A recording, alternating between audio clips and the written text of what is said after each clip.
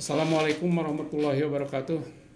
Selamat siang para mahasiswa aktif sekalian. Sejarah perumusan Pancasila, ketiga usulan rumusan negara Pancasila tidak ada yang ditetapkan sebagai negara dasar negara. Kenapa?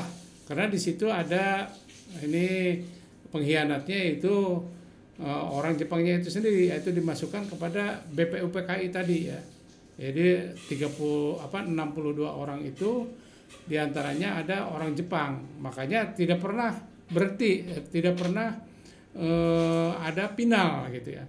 Maka segeralah ini Insinyur Soekarno yaitu mengambil inisiatif, yaitu membentuk suatu panitia kecil, yaitu panitia kecil yang berjumlah sekitar 9 orang, atau kalau sekarang itu dikatakan praksi ya kalau di Dewan itu, yaitu yang diketuai oleh Soekarno ya sebagai ketuanya, yaitu wakil ketuanya Muhammad Hatta, terus Muhammad Yamin, Ahmad Subarjo, Wahid Hasim, Agus Salim, Abdul Kahar, Abdul Kalam Mujakir, Abi Kusno, Cokro Sujoso, dan Amaramis. Nah ini setelah 9 orang ini yaitu menghasilkan, yaitu panitia kecil itu menghasilkan Piagam Jakarta, yaitu Jakarta Charter yang diberikan oleh Muhammad Yamin, yaitu dokumen yang berisikan ajas dan tujuan negara bangsa Indonesia merdeka. Kira-kira isinya seperti ini. Nah ini rumusan Pancasila setelah dibentuk oleh panitia kecil tadi 9. Itu rumusannya ini bedanya di nomor 1, yaitu ketuhanan dengan kewajiban menjalankan syariat Islam bagi pemeluk-pemeluknya.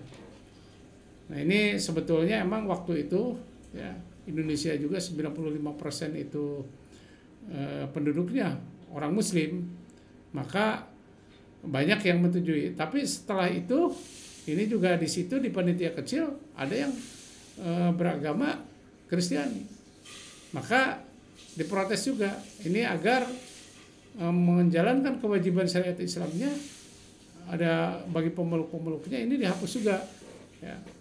Maka oleh Muhammad Hatta ya ini yang ketiga, sebelum PPKI atas usul Muhammad Hatta telah disepakati sila pertama Piagam Jakarta, dilakukan perubahan dulu, yaitu menghilangkan kata dengan kewajiban menjalankan syariat Islam.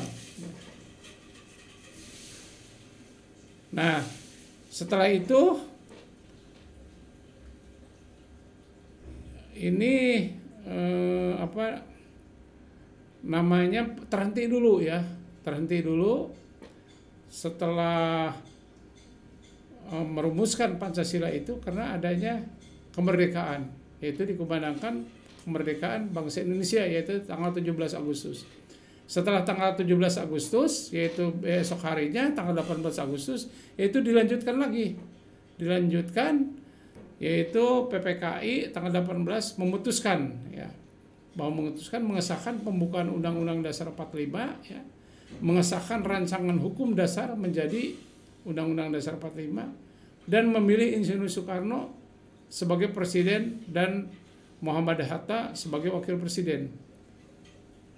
Dan selanjutnya sebelum terbentuk MPR, kekuasaan dijalankan oleh presiden dan bantuan Komite Nasional itu ya. Jadi setelah merdeka itu bukan serta-merta langsung seperti sekarang. Ini karena belum ada DPR, MPR ya.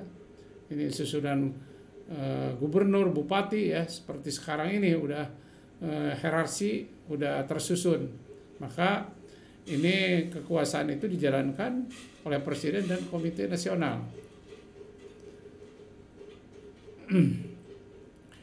Nah, untuk Pancasila itu sendiri yaitu ditekankan baru ini tahun 1968.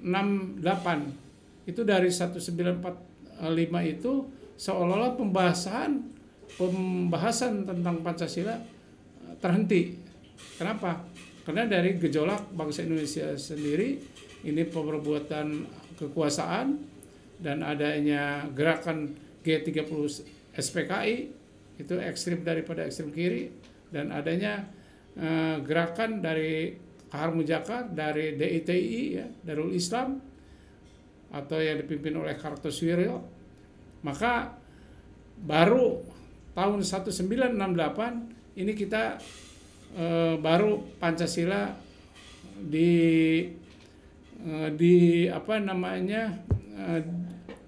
disahkan lagi atau mulai diproklamirkan lagi, yaitu hampir berapa tahun, dari 45 sampai 68, hampir 23 tahun ya.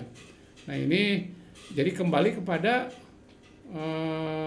Pancasila, itu sesuai dengan alinea keempat ya, yaitu alinea keempat pembukaan Undang-Undang Dasar 45 yang isinya seperti sekarang ini ya. Nah, itu kira-kira pertemuan dua saya akhiri dengan wabillahi taufiq wal hidayah. Wassalamualaikum warahmatullahi wabarakatuh.